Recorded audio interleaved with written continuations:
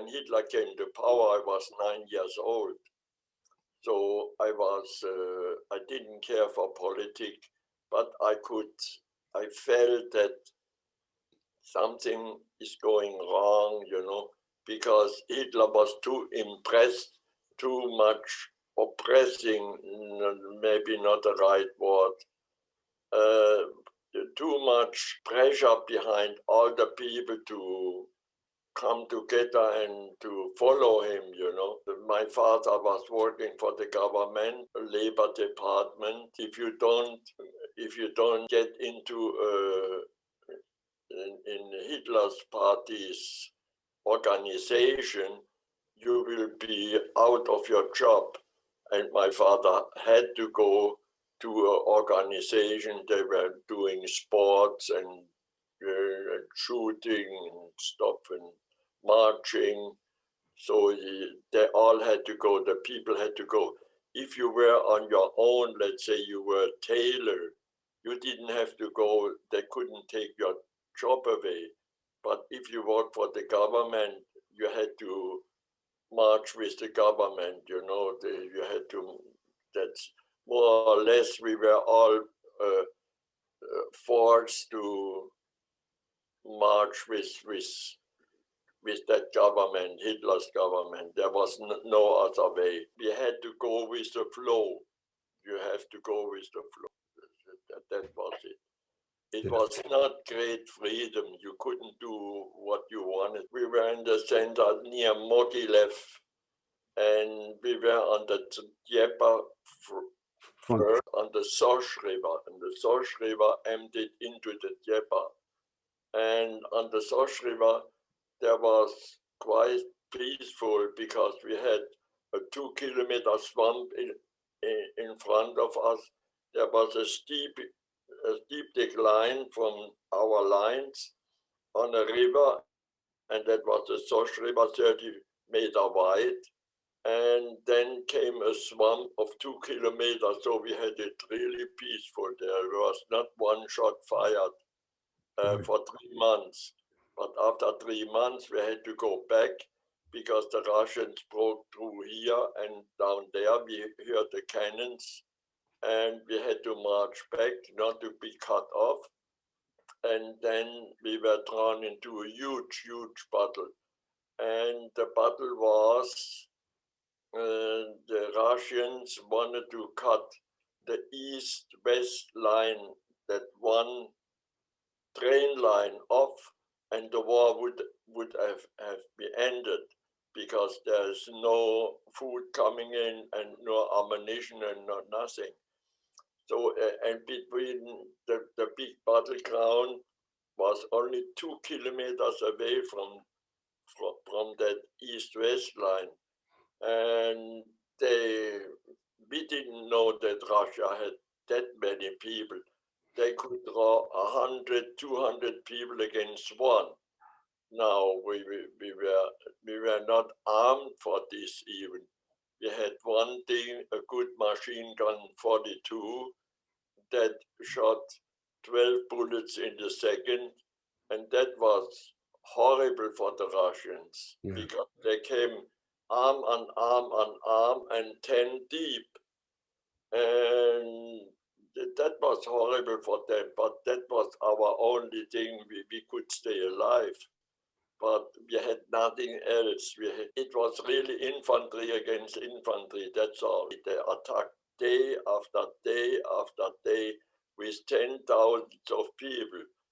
And that was a horrible thing. I never saw something like this in a film or in a book. I couldn't see that there was, I didn't know that something like this exists. That suddenly there was that much new snow in the night, and they came from 2 miles back on a low hill, and the low hill suddenly turns black. I said, wow. And that made a deep impression on all the soldiers, the officers and everything, because they all ran away. The officers ran first, and the sergeant and all these people ran away. So there was one man on a machine gun left, at 100, let's say the front line 100 meters. There I couldn't see what happened, and there I couldn't see what happened. But then it was a horrible battle. And there were thousands and thousands died the day before, and there was nobody left in the German line. In the night, we wanted to really to go, and I don't know what my corporal, he knew that would be most likely many people of us would die. We went with 6 people, and maybe he did an incident. He came after me when I was on a rope and moving back to get him over the river on a raft. Yeah. And suddenly his little boat with 2 people in collided with my raft, and he said, let it go, let the rope go. I let the rope go, but now I'm floating toward the Russians. So I had to go out. It was at 12 o'clock in the night, and it was -20, and we had summer uniforms on, summer uniform. So put my gun over my head and went in the water and swam out. And this was a bad thing to happen, you know. We were all came all back from Moscow, and now these were our defense line. And we don't want to go. We don't want to go back to Moscow. We want slowly back to Germany, to Poland somewhere. And it was very dangerous and very cold. And I could swim out, but I couldn't get up when I came to the shore. And there were 2 guys that said, "Hey, come on, pull me up." And they pulled me up, and I was frozen in 10 minutes, all my clothes. And I survived this. I could have easily died there on a heart attack or something, because the water was really, really cold, and these things, they pushed me along, you know. Yeah. Then came the huge bottle up, and I went home. But on the Source River, my job was to go from these guys with machine gun, 3 guys, to the next 100 meters, and to the next 100 meters. I was going along the line all night. And when I came to the last 3 guys, these were 3 young men from they were not German, from Luxembourg. And they said, "Oh, Scherer, come here." I had to tell them the password, you know, because they could hear I'm somebody coming. And they said, "Come here, we want to ask you something." So the man on the machine gun said, "Tell me, how do we ever get home from here?" And I said, I looked over into the dark to the Russian, and somebody said to me, "Tell him." Yeah, what should I tell him? Tell him there will be a mass attack and you get a shot through the leg, and it doesn't do any harm except a flesh wound, not the bone, not the artery, not the tendon, nothing is damaged, and you go home for Christmas. And he said, "Wow," he said, "no, you will be on Christmas, you will be snowed over here with a big piece of steel in your back." And I said, "Are you certain of that?" "Of course not," he said. And I said, "I'm not finished, I tell you something." And on the way home, said the voice who talked to me, on the way home between Warsaw and the German border, the train will stop and the orderly will go out, a medic, and cut a little pine tree off and put it in an empty tin can and put some stones from the railway dam in to make it stay up. And then for you it's Christmas. And you know, it's unbelievable. Exactly that happened.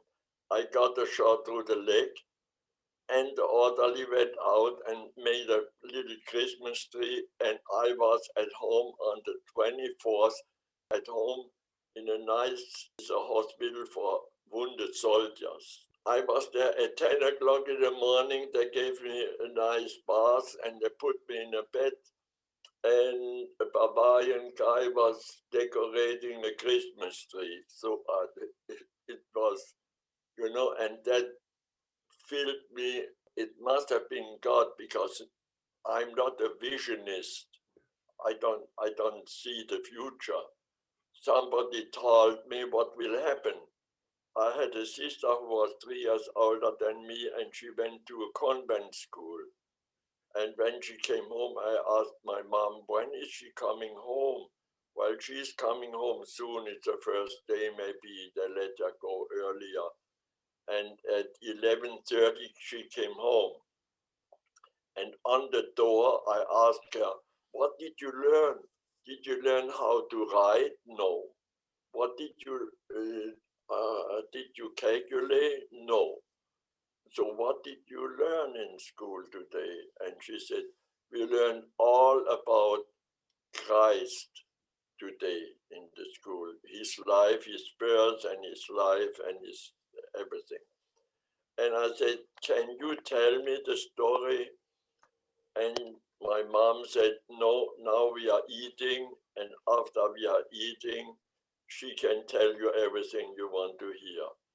And so we ate, and my mom was still sitting on the table, and she put her chair a little bit back, and I had my elbow on her left leg, and here was the table, and on the other side was Gertrude, and she told me everything about this. I never heard of a man like this. And then she told me he was nailed they nailed him to a cross, and he died, and he was buried, and he came out later. And that impressed me so much. And I knew that the world was an unjust place, but I didn't believe it was that unjust. And in our church, there was behind the altar a huge, huge crucifix made from wood. And next morning, and I thought in the evening, I have to go and talk to this Jesus. And tomorrow morning, and so I went down to play, but I didn't play. I walked to the church. It was about half a kilometer away. And I was 3.5 years old at this time. And I went to the church. They had a mass at 7 o'clock each morning. And there was one dear, it was after Easter, and one door was open. At this time, the churches were open, they were not closed.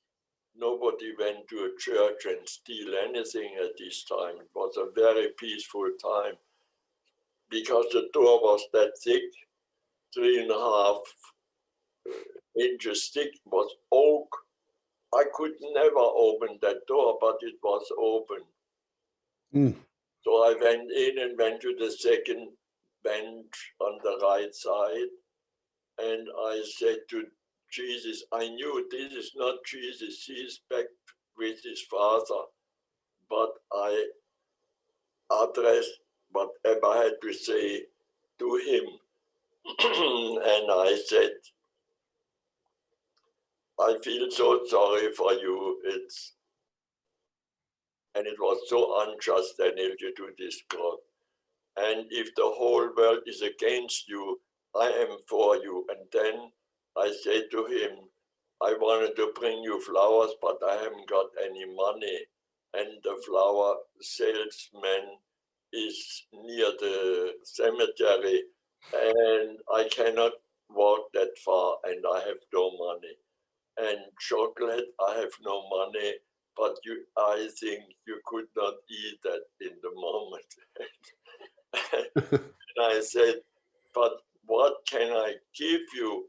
My mom, if she goes for a visit, she always brings something to the people, but I have empty hands, and I'm sorry, I haven't got something for you.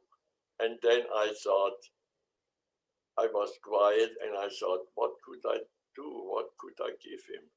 And then the thought came to me, I can give him my friendship. And I said, oh, now I know what I give you my friendship. I will want to be your friend for my whole life. And then I went home, and my mom said, where were you? I was looking out the window. You were not there anymore. And I said, I went to the church. Oh, she said, she didn't ask me why, and I never asked her. I never told her what I was talking there. I never ever, also not to my sisters, not to my father. Wow. And I don't know, I didn't tell it. That was a thing between God and me. It was nobody else's business. And the first one I told the story was my wife after we got married. And I didn't know at this time if he really was my friend too. Who was I, a little guy of 3.5 years old? How can he be my friend? But then I went to this bottle, and he proved me that he was with me, because every second, otherwise I would have been shot. Yeah. And he proved me more that the orderly went out and cut the Christmas tree. He knew that all in, that was a huge proof for me that God really, really knew the future, and that he really was with me all the way. Yeah. And I believe he is still today. Our life is very short, and it counts what's after this life. This is the question. What will happen after us? Where are we going?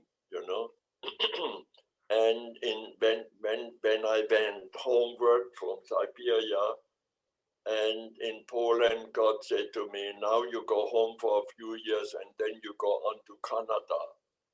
And I said, God, Canada, let me go home. I want to see my mom again, my sisters. And I thought I come home in a paradise, but it was not a paradise. I was very sick when I came home. I had liver disease, and I had a kidney disease, and my heart was irregular. And I was mentally not healthy anymore. The whole society, nobody offered me a job. Nobody wants to know. I didn't know nothing, and in this village I had no friends. I think my life is over. I cannot go on living here. Look away from me. They don't want me anymore. And I decided to hang myself.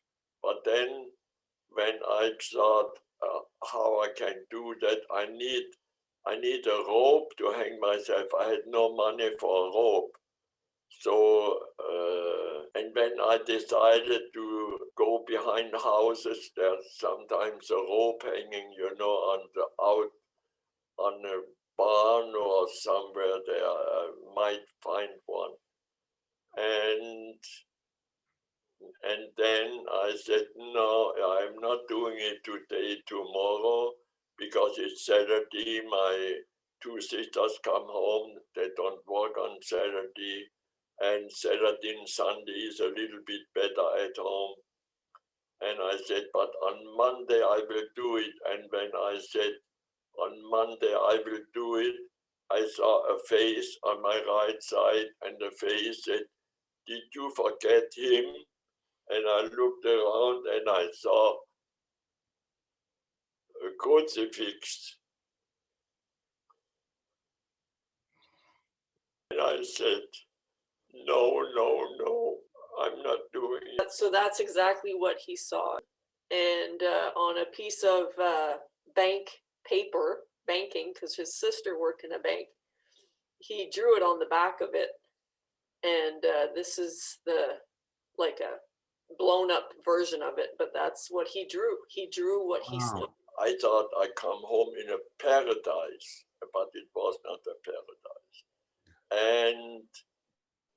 And he didn't tell me, and I asked him, what is there in Canada? Why should I go to Canada? Is there a cow to milk? Is there an apple tree there, or what is there? And he didn't answer me. So after 7 years working and my father exploiting me, and after I walked in the forest, beautiful forest roads, in Germany. And I said, now, God, I have to tell you today one thing. I cannot go to Canada because I want to marry Hildegard, a girlfriend.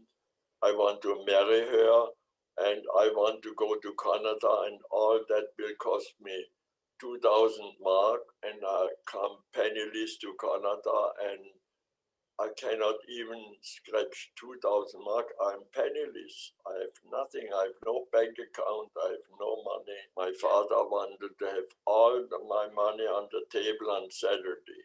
Mm. And so I was, half of my brain was still a slave and the other half was free. And that I told God, I cannot get the 2,000 mark together, so I cannot go to Canada. I didn't ask God for money. But after 3 months after that, I thought I could, before I give everything to my father, I take 1 mark at this time and buy a soccer lotto. And I had no idea about the clubs, how good they were. And, they were always 2, and who is winning, you put the cross over it. And there were 12 plays, and I made zack, zack, zack, and on Monday after work, I went to the same little shop where I bought the soccer lotto and check out if I won something, and I had won 2,000 mark. Wow. Exactly. Wow. Not more and not less. Exactly. Wow. So I got married to Hildegard, but that is, it didn't go that easy as I tell you, but because my father took the 2,000 mark and went on vacation, and my 2,000 mark were no more there, and I asked my mom, where's my little bank book in my room? It's no more there, and nobody goes there except I go there and you. Sometimes to do the floor or do something. And she said, I'll tell you right away, we took your money and went on vacation. Okay, I said, now, how can I ever have a future? How can I ever move out? Right. They didn't want me to move out. They want me to work and give and bring the money home. So I said, no, I want it. She said, if you want it back, you get it back and you get your suitcase beside. And I said, okay, Mama, I want the money back and the suitcase beside. So they gave me the money back. Only a few days before I went to Canada, I had to book and everything. And I went to Canada, and when I came to Canada, it was a different world. I have to say something to this. In a battle, as this was a huge battle, in a barrack where everybody cannot walk anymore, everybody is so down when we came to Siberia because of the whole transport, almost no food, no water, no heat, and people couldn't walk anymore. And if you're in a situation like this, you forget God with your little brain we forget it. We forget God time-wise, then we remember and we say, how can I survive here? But what we cannot understand that God is still with us, because he told us, if you believe in me, I will be with you always. And every word he said is really true, absolute true. But I was dying a few times almost. And while you are dying, you don't remember your own name. You don't remember your mother, your sisters, and your country. You are just dying. But you cannot remember him, but he remembers you, and he is still with you. Because he told me in the Ural Mountains, when I said to myself and to God in the night, and I feel, we are going down, the train is going down, steep down, now we are in Siberia. And I said, in this country I will die, and nobody knows my name, and nobody finds my grave. And God said, but I know you, and I will lift you up from all your deathbeds, and I bring you home, and you be a mountain of faith, and you will testify about me.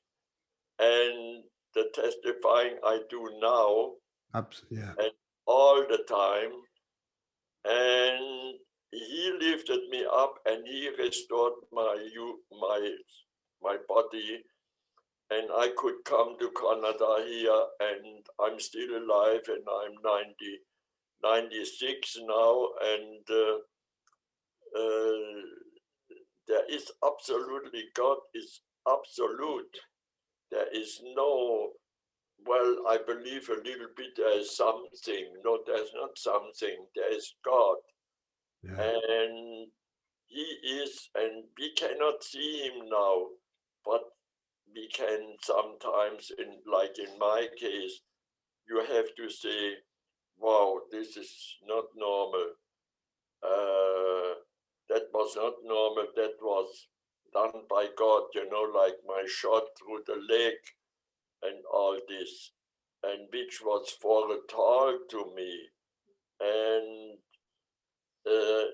even here in this life, I was very sick, and I was in situation in my car where I had to die, but I didn't. Life is very short, and we should seek God. If he is not with us, we should not seek anything else. We should really seek God, because he is the everything. He is the and he is the Alpha and Omega. He is the everything. There is nothing here which doesn't fall down and crumble. Our faith in God, that's our only future, because we have a future, and we have a beautiful future.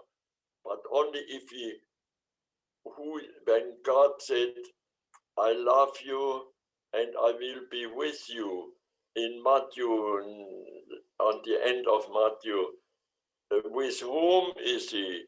With the people who believe in him, love him, and talk to him. Yeah. These three, that is very important.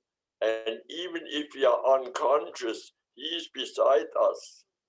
He is lifting us up from, as he said, from your deathbed.